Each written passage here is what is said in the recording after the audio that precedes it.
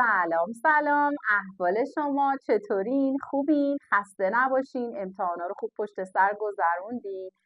ما امروز با مبحث چگالی نسبی در خدمتتون هستیم. چگالی رو قبلا گفتیم تو ویدیوهای قبلی. امروز می‌خوایم چگالی نسبی رو بگیم. بچه‌ها چگالی نسبی رو همونطور که می‌بینیم پای تخته براتون نوشتم. چگالی نسبی رو با دی نشون میدیم و این به دلیل اینکه از تقسیم دو کمیت مثل هم به دست میاد واحدی نداره. اگه بخوام براتون فرمول بنویسم، چگالی نسبی همونطور که از اسمش پیداست نسبت دو تا چگالی به همه. یعنی چگالی مثلا ماده 2 به چگالی ماده 1، رو 2 به رو 1. این میشه چگالی ماده 2، این چگالی ماده 1 و چون هر دو کیلوگرم بر حسب متر مکعبه، واحدا از صورت و مخرج با هم چی میشه بچه‌ها؟ خط میخوره. وقتی کیلوگرم بر متر مکعب رو خط بزنیم پس چگالی نسبی واحدی نداره. برای چگالی نسبی دو تا نکته خیلی مهم داریم بچه‌ها، اینو حواستون خوب بهش باشه. اگر به شما گفت چگالی نسبی یه ماده رو نسبت به ماده دیگه حساب کنیم که تکلیف روشنه. همیشه چگالی اونی که خواسته نسبت به اون یکی تقسیم میشه طبق فرمولی که بهتون دادیم.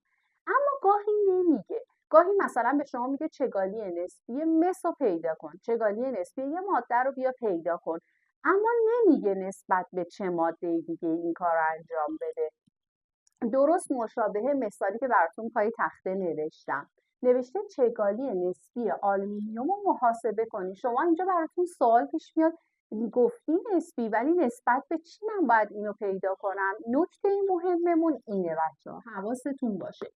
اگر گفت چگالی نسبی، اگر در مورد جامدات و مایعات صحبت کرد، مثلا چگالی نسبی یه جامدی رو قراره پیدا کنید ولی نگفته نسبت به چی، شما نسبت به آب اونو میسنجین. پس چی شد نکته ما؟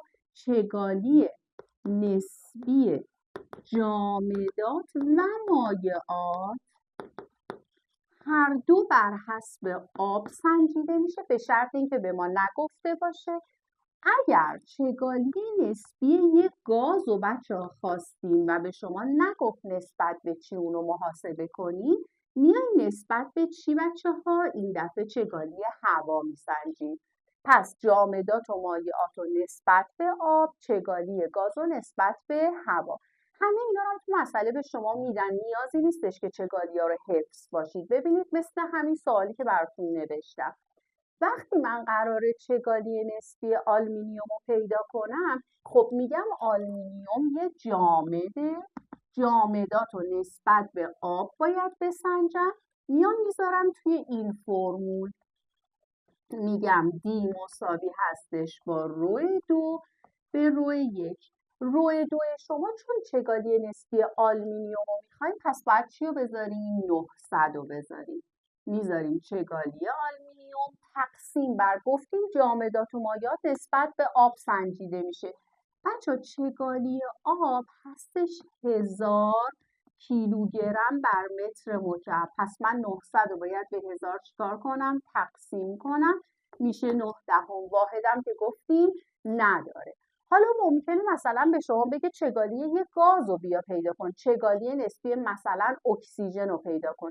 اول میرین چگالی اکسیژن رو از جدول چگالی ها پیدا میکنید، بعد میرین تقسیمش میکنید نسبت به چگالی هوا، اینو تقسیم میکنید و چگالی نسبی اکسیژن رو به دست میاریم. حالا براتون یه مثال می‌نویسم، شما یه استراحت کنین، من برمیگردم.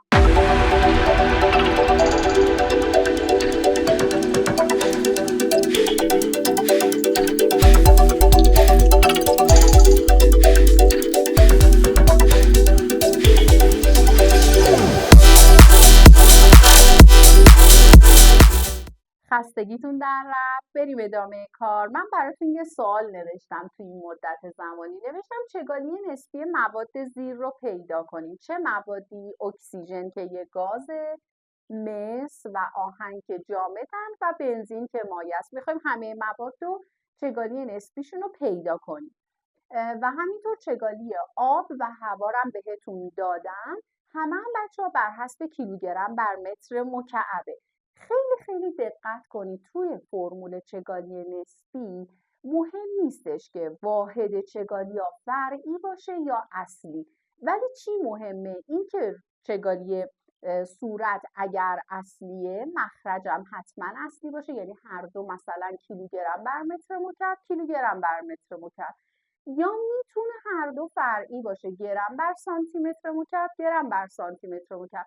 ولی اگه یکی واحد فرعی مثلا صورت مخرج واحد اصلی باشه این بچه ها اشتباهه. حواستون باشه پس واحدا یا هر دو اصلی یا هر دو فرعی. حالا بریم برای حل مثال. میخوایم چگالی نسبی اکسیژن رو پیدا کنیم. اکسیژن همونطور که میدونیم یک گازه. گفتیم چگالی گازها رو نسبت به چی میسنجیم؟ هوا. آفرین. پس من میام دی اکسیژن رو که میخوام چگالی اکسیژن رو تو صورت میذارم. چقدر داده به من؟ 1/43. تقسیمش میکنم به چگالی هوا که اندازش هست 1/29. هر چقدر جواب به دست بیاد این میشه چگالی نسبی اکسیژن. بعدی بچه ها کمیت بعدیمون چگالی نسبی مس رو میخوایم پیدا کنیم. این دفعه مس چون یک جامده و چگالیش 890 باید به چگالی مایع ما که آبه تقسیمش کنیم، یعنی اینو همیشه جامدات رو نسبت به آب میسنجن. صفراشو میزنیم تقسیم میکنیم میشه 89 صدم چگالی نسبی مس که یه جامده. آهنم عین همینه، چون آهنم جامده چگالی نسبی آهن رو که میخوام چگالی خود آهن هست 7860 تقسیمش میکنم بر 1000 ساده میکنم یه صفر با یه صفر میره میشه 7/86. اما بچه ها بنزین یه مایع است. اگه بخوایم چگالی نسبی بنزین رو پیدا کنیم مایعات مثل جامدات نسبت به چی؟ آب سنجیده میشن. بنزین بچه ها 879 کیلوگرم بر متر مکعب، آب 1000. اینا رو به هم تقسیم میکنیم میشه 879 هزارم چگالی نسبی بنزین.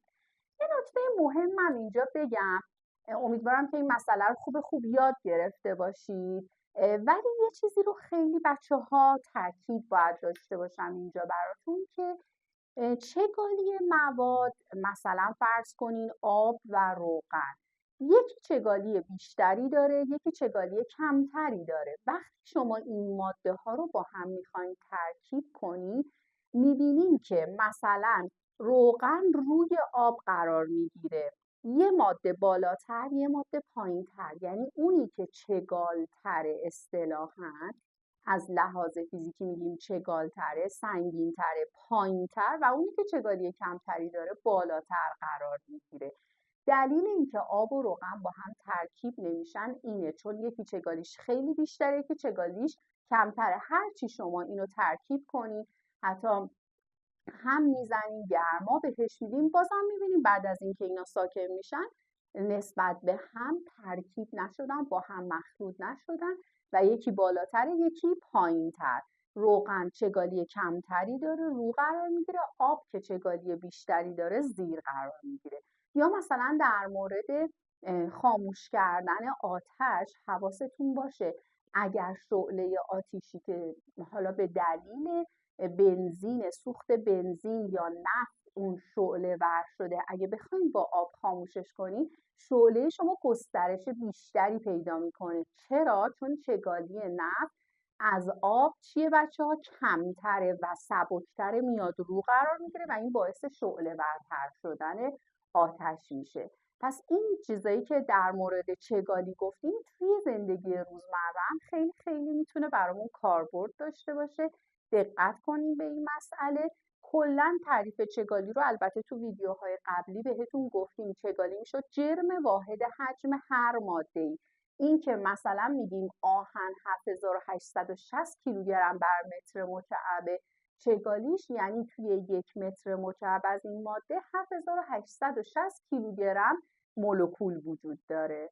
این از مبحث چگالی نسبی. امیدوارم خوب یاد گرفته باشین. اگر جایی براتون مجهول مونده کامنت بذارین و به من بگین که چه چیزی رو دوست دارین بیشتر براتون توضیح بدیم.